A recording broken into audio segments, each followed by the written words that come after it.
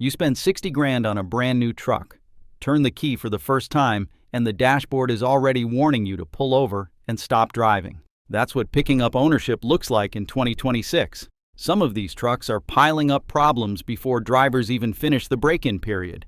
And for number 1, resale value is the least of the disasters. Number 8, Honda Ridgeline. Truck buyers expected Honda reliability and a truck they could actually work with. What a lot of Ridgeline owners figured out, too late, is that they basically bought an SUV with a bigger trunk. The automatic transmission is where most of the frustration starts, with rough downshifts, hesitation when you tap the throttle, and a hunting feel at low speeds that nobody wants in a $45,000 vehicle. Some drivers have reported service intervals coming up way sooner than expected, and skipping a flush turns a smooth shifter into a clunky one. The infotainment piles on with random reboots, Apple CarPlay dropping mid-call, and a backup camera that sometimes refuses to show up in reverse. Honda's reputation helped this truck early on, but once the same problems kept showing up, a lot of owners lost patience once the problems kept coming back. The real disappointment shows up the moment you treat it like a truck. It's rated for 5,000 pounds, but once you actually start towing with it, the compromises become obvious. The chassis flexes more than buyers expect, the brakes fade on long descents, and fuel economy drops hard. People who bought this expecting a real work truck eventually realize they are driving a complete mess. The Ridgeline drives like a pilot pretending to be a truck, and a lot of owners only realize that after they start towing or hauling heavy loads. The Ridgeline disappoints people slowly. That's the mild one. But number 7, people beg to buy it. Now they can't dump it fast enough. Number 7, Ram 1500 TRX. The TRX was Ram's supercharged answer to the Raptor. 702 horsepower, long travel suspension, launch control, and one of the loudest factory exhausts ever bolted onto a pickup. For a while, people were paying ridiculous markups just to get one. Ram killed it after a short production run, which instantly turned the truck into a collector's piece. Actually owning one is a completely different story once the excitement wears off. Start with fuel economy. Most owners are lucky to see 10 miles per gallon, and that's if they stay out of boost. Put your foot down for 5 seconds and the fuel gauge starts dropping like a countdown timer. And premium fuel makes the whole thing even worse. High-octane gas is mandatory, and filling the tank literally feels like a monthly payment all by itself. But fuel isn't the expensive part. The supercharger is where things get ugly. It requires specific maintenance intervals many buyers never hear about until it's too late. Once the bearings start whining or the system develops issues, repair costs can explode into 5-figure territory fast. These 35-inch tires also wear out far faster than most owners expect. The TRX is still ridiculously fun to drive. The problem is that ownership costs hit just as hard as the horsepower. Fuel costs are bad enough, and parts scarcity is frustrating. What happens with the Avalanche is worse because the whole truck is aging out at once. Number 6, Chevrolet Avalanche. The Avalanche had a real moment in the 2000s. Half SUV, half pickup, with that famous midgate that folded down to extend the bed. Chevy discontinued it back in 2013, and somehow people keep buying them used even as the ownership problems keep piling up. The body cladding ages horribly.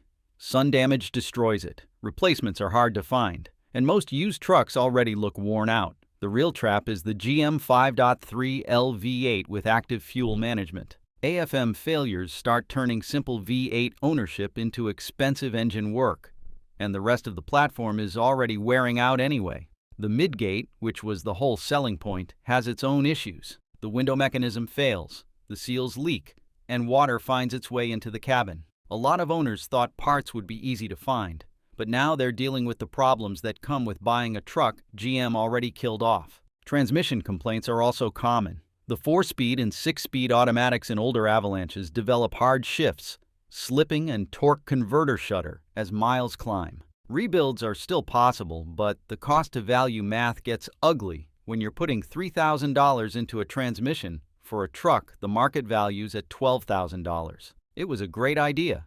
It just hasn't aged well, and the current Super Duty proves new trucks aren't any safer. A dead truck having problems makes sense.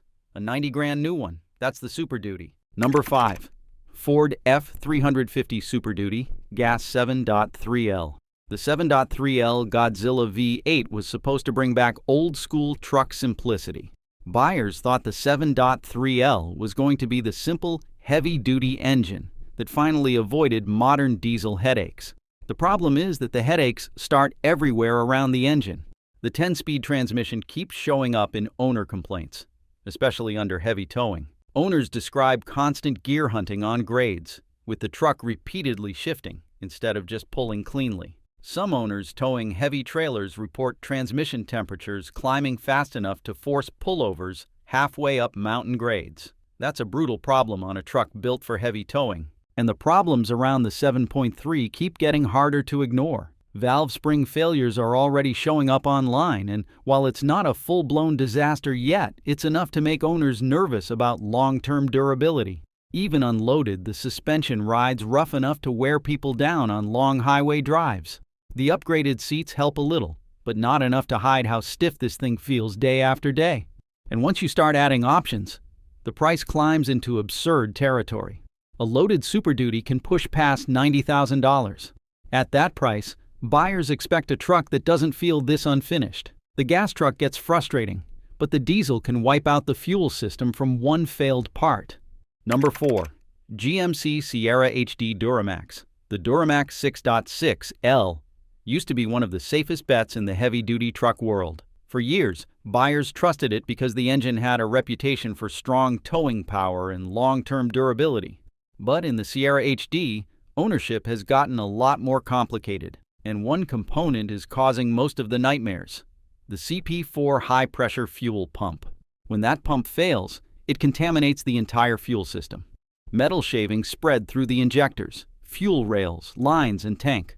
Once that happens, owners are looking at massive fuel system rebuild bills. That's not a pump replacement. It's a near-total fuel system rebuild. Some repair quotes climb well into 5 figures, and the problem has already triggered lawsuits and years of owner complaints. Then comes the emissions hardware. DEF systems have turned into a constant frustration for a lot of Sierra HD drivers. NOx sensors fail, dosing valves clog, and warning lights start flashing constantly. And if the truck decides something is wrong, it can throw itself into reduced power mode while towing. Construction crews and heavy haul owners are losing workdays because the truck limits power in the middle of a job. Even the electronics around the transmission are another headache. Owners fix one issue and another warning light shows up right after. Dealers stay backed up trying to keep up with all the fixes. The towing power is still there. It just doesn't stay reliable like buyers thought it would. At least the Sierra still behaves like a truck most of the time. The upcoming EV runs into problems before the real workday even starts. Number 3. Chevrolet Silverado EV. This truck was launched with massive promises: 450-mile range, a folding midgate, and faster charging than the Hummer EV. On paper, it sounded incredible. Then owners finally use it like a real truck. Hook up a trailer and the range doesn't just drop, it collapses. That 450-mile number turns into something closer to half once there's real weight behind it, and the heavier the load, the worse it gets. Now stack the charging problem on top. The truck is huge. Most charging stalls weren't built for something this big pulling a trailer, and owners are unhooking trailers in parking lots just to fit a charger, then watching the clock while they wait. For anyone who bought this to actually work, that's the disaster. A work truck you have to baby around range and chargers isn't a work truck. This is a 6-figure truck that struggles to do the one job a truck exists for. What buyers got was an EV that's still figuring out how to be a pickup.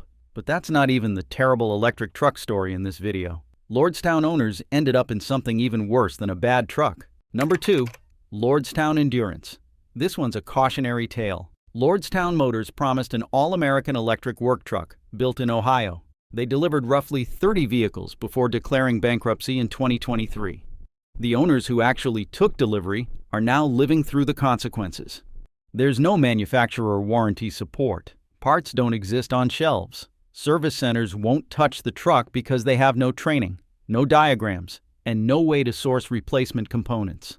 Owners who paid around $65,000 for a Lordstown Endurance are sitting on vehicles worth a fraction of that, with no path to fix major issues if they pop up. The problems got even worse before the company collapsed. The trucks were recalled before bankruptcy for safety concerns, including loose hub bolts that could cause wheels to come off. Owners had to coordinate fixes through a company that was already falling apart.